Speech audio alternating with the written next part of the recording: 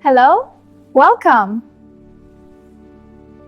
You believe the cruelest curse a man can endure is the slow fade into irrelevance.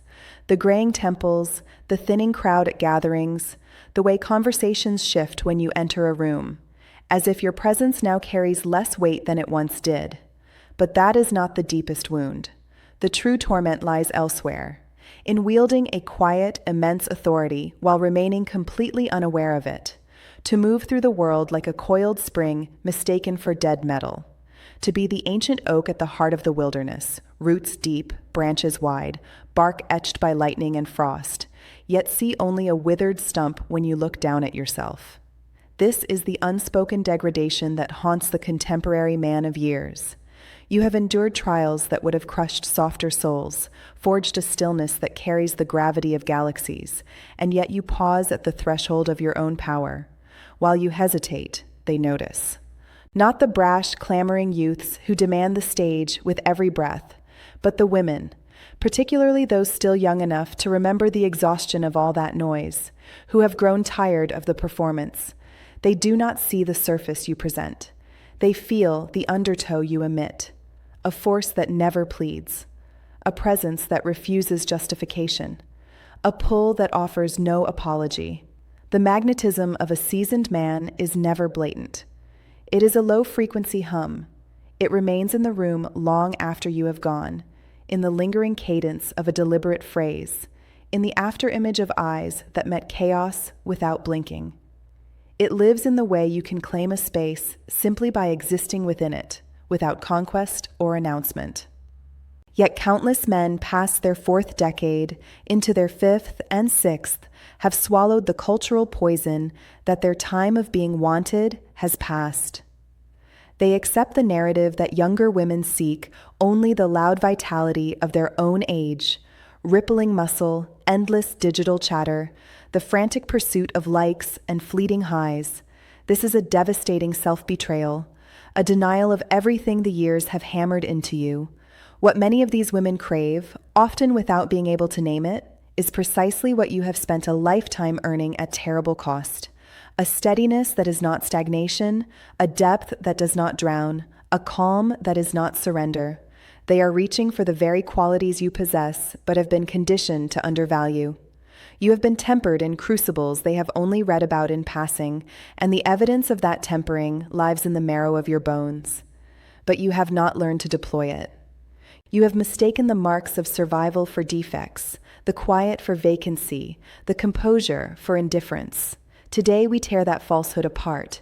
We will examine 7 hidden indicators that your influence, your desirability, runs far deeper than your own mind permits you to acknowledge. This is not flattery dressed as wisdom. This is a cold autopsy of the strength you already carry, but have been trained by society, by pain, by habit to overlook. By the time we reach the 7th sign, the recognition will not be merely intellectual. It will settle in your chest like a stone finally finding the bottom of a lake. This is the recovery of a story you believed had ended. Stay until the end. Because when it is over, the reflection staring back at you will no longer feel familiar, and for the first time you will know exactly who he is. Let us begin.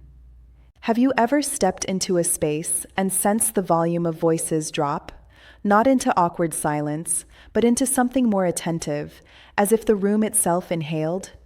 Have you caught a woman's eyes, someone young enough to be your daughter, holding yours a fraction longer than politeness requires, a flicker of curiosity passing across her face before she turns away, and then spent hours convincing yourself it was nothing, a trick of tired eyes or desperate imagination?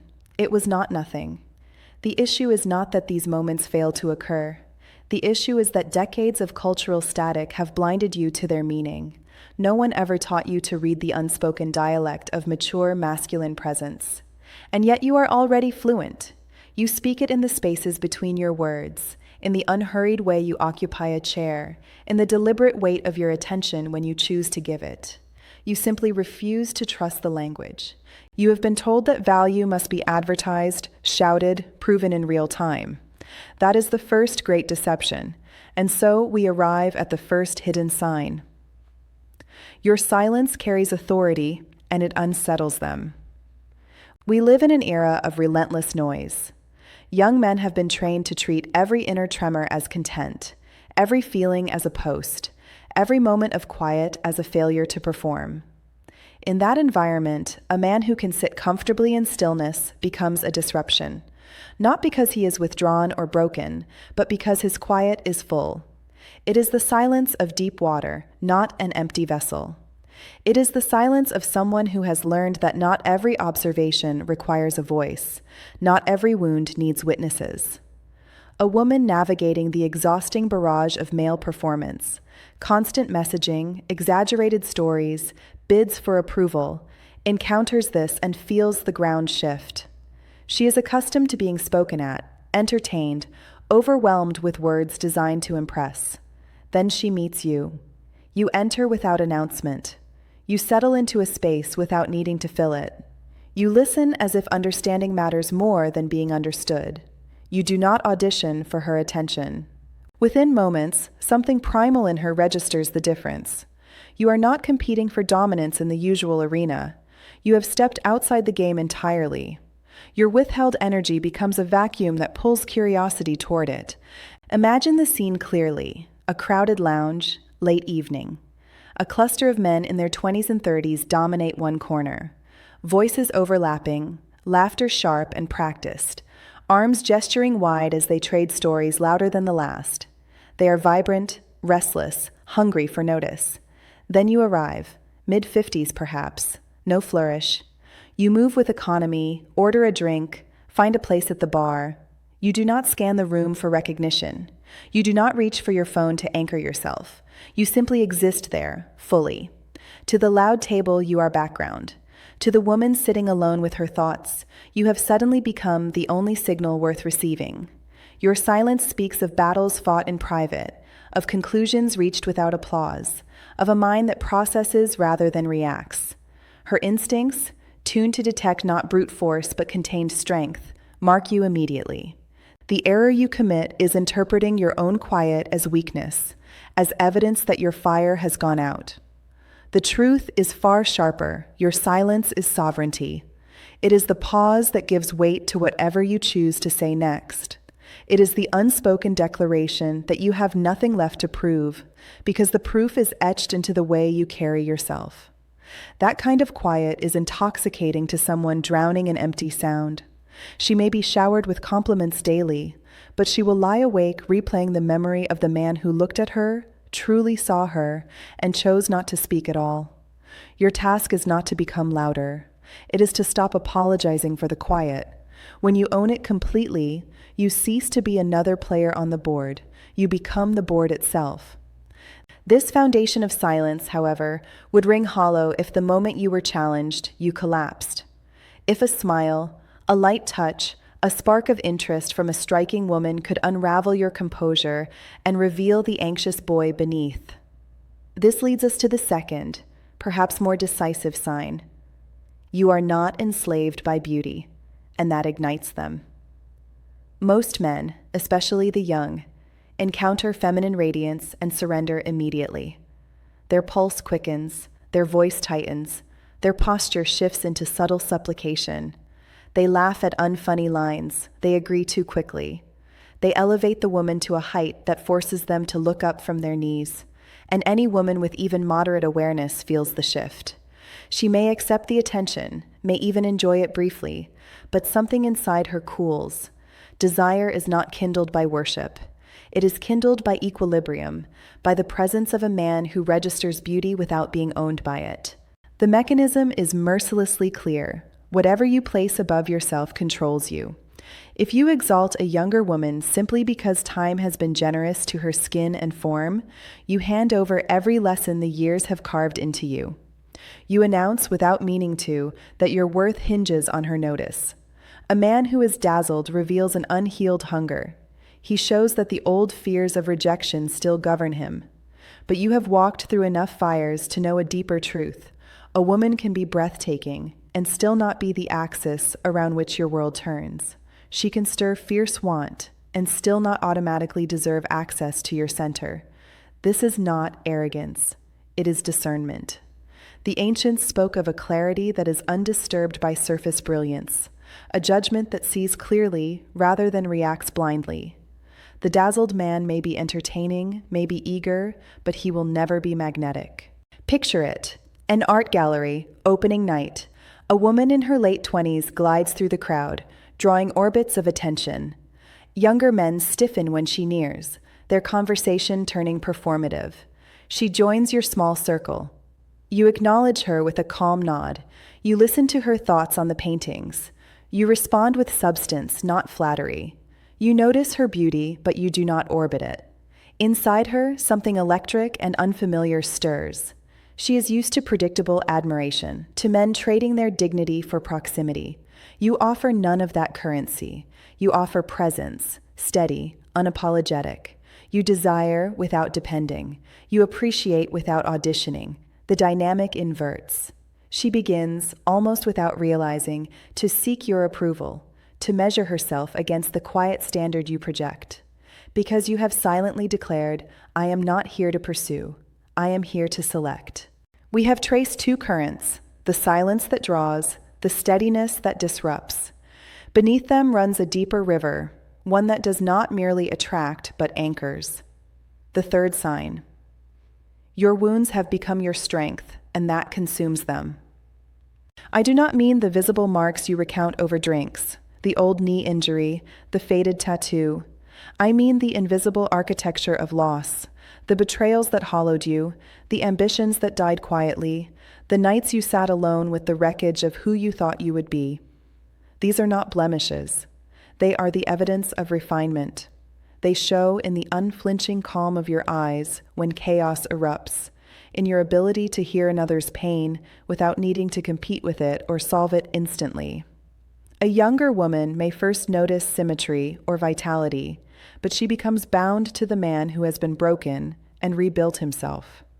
A man who has descended into his own abyss, remained there long enough to map it, and climbed out carrying new strength. The psychology is ancient and undeniable. The feminine instinct, especially when seeking more than momentary thrill, scans for proof of endurance. Not flawless success, but demonstrated survival. The capacity to be shattered and refuse to remain in pieces. When you speak of past failures, a collapsed marriage, a business that took everything, a season of utter lostness, with neither shame nor drama, you become immovable ground. Not cold stone, but living bedrock. You are not a factory-fresh model still under warranty. You are a restored instrument, played by masters, scarred by use, richer in tone because of it. Here is how it lands in real time. You are sharing a meal. Conversation deepens. She asks softly, "What happened with your marriage?" Or, "How did you become so calm?" Most men deflect, joke, offer polished versions. The stronger choice is to meet the question directly, voice low, eyes steady. It ended because I once mistook emptiness for connection and built a life on that mistake. I learned that chosen solitude is cleaner than forced company. Or, I was destroyed once, completely. Reassembling myself showed me what actually matters. You offer this not for pity, not for effect, but as simple truth. You reveal the scaffolding beneath your present strength. In an age of curated personas, this unfiltered honesty is a shock of clean air. It marks you permanently in her memory. But these hard-earned marks carry their own shadow. After great loss, many men overcorrect into caution, accepting scraps of connection in the name of peace, tolerating treatment they once would have refused because the alternative feels too costly. Serenity slides into resignation. This is the quiet erosion that leads to the fourth sign, where many seasoned men falter. You no longer pursue, you select. The most insidious betrayal of self for a mature man is to relapse into pursuit. Not the obvious chase of youth, but the subtler emotional version. Lingering in ambiguity, enduring inconsistent energy, justifying disrespect as patience, rearranging your days around her whims. You become the ever-available man, the endlessly understanding man, the one who never imposes standards. Beneath the veneer of maturity lies the resurrected fear that demanding respect will leave you alone again. You wait for texts. You accept half presents. You convince yourself that steadfastness will eventually be rewarded. This is not virtue. It is slow self-erasure. You cease authoring your life and become a patient spectator in hers. A woman, especially one seeking guidance rather than another follower, senses this immediately. She may value your reliability, may even feel affection, but raw desire requires polarity, leadership, the quiet certainty that you will not tolerate less than you offer. Desire withers without boundaries. The correction is absolute. You shift from enduring to evaluating. You assess alignment, not just attraction. You ask the only question that matters. Does this person enrich the life I have built? When you embody that standard, you become rare. Many men will orbit her. Few will require that she rise to meet them, and if she cannot, you withdraw, not in anger, but in clarity. Your presence is a choice, not a plea. If you have walked this far with me, something inside you has begun to stir. You recognize the shape of missed chances and dormant force. Now we reach the fifth, most visceral signal you broadcast, often unconsciously. Your gaze does not beg, it claims. This is not about staring or objectification. It is about the source of your attention. A woman feels, with ancient precision, whether your eyes seek permission or declare presence. After years of disappointment or routine, many men soften their gaze into something apologetic, almost pleading. Do you see me? Am I still enough? She registers the question instantly. Desire does not answer questions. It answers certainty. The error is looking from scarcity. The consequence is erasure. You can stand beside her, speak intelligently, and still remain unseen if your eyes ask rather than state. You become safe, appreciated, but never craved. You become harbor, not tempest. The reclamation is internal. You look from abundance. The unspoken standard becomes, if she cannot meet my gaze, she is not prepared for what I carry. Your eyes acknowledge beauty, register want, but never negotiate for worth. They are calm, direct, unhurried. They see through surface to essence. In a world of fractured, distracted glances, such a gaze lands like physical touch. It lingers on her skin long after you have looked away. Even with this reclaimed gaze, you can undo yourself with one anxious reflex, reaching for tomorrow before you have fully claimed today. This is the sixth sign. You do not sell a future, you inhabit the present with ferocity. The connection crackles, she leans in, and in a moment of fear that this rare spark might vanish, you break the spell. We should do this again, or worse, I can already picture us. You trade the living moment for a fragile projection. You reveal scarcity disguised as vision. Desire is not planned, it is felt. A younger woman does not need promises of stability on early encounters. She needs to feel that when she is with you, time thickens. Every exchange carries weight. Every silence pulses. Intensity is making one evening feel eternal. It is presence so complete that memory brands itself into the body. Men who rush to promise become providers of security, but fail to generate heat. They build tidy, polite connections where nothing is broken, but nothing truly burns. The alternative is simple. Stay rooted in the now. Let your attention be absolute. Let pauses carry voltage.